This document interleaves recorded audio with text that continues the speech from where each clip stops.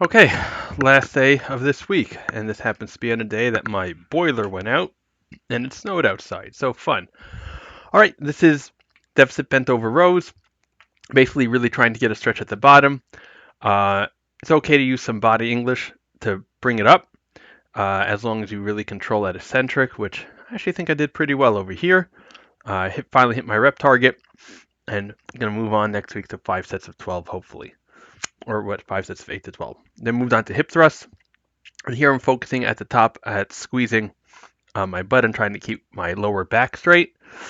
I moved up on the weight this week to 245, was able to do 2 sets of 10. Pretty happy with my form. Had a check last week. I think I'm pretty much on target for where we need to be, which is really great.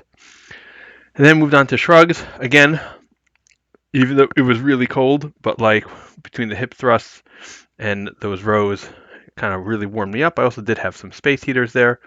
So I was able to get on the first set the 12 reps for the rep target.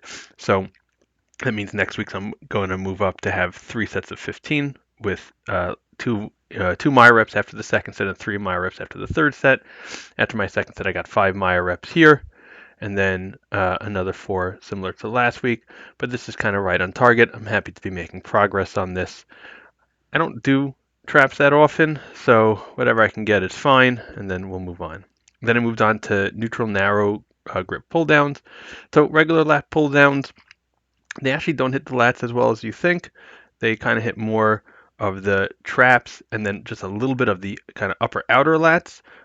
These being in the middle are more likely to hit kind of the lats better. And again, you always want to focus on that stretch in between each rep. I was able to hit 12, 12, and then 11. Actually, really happy with this. Going to move up in the weight next week and down on the sets. So that was really, really good.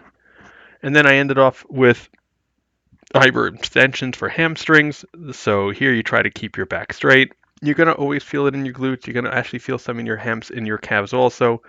But by having the hip pad a little bit lower and kind of beneath the crease of your hips, that does make it a little bit more hamstring dominant. And by trying to keep my back straight like I'm doing right over there, also keeps that tendon hamstring dominant. If you wanted glute dominant, you'd round your back and you do a kind of reverse glute. I'll do it once and I'll show everyone. Anyways, so that's that. Have a wonderful day.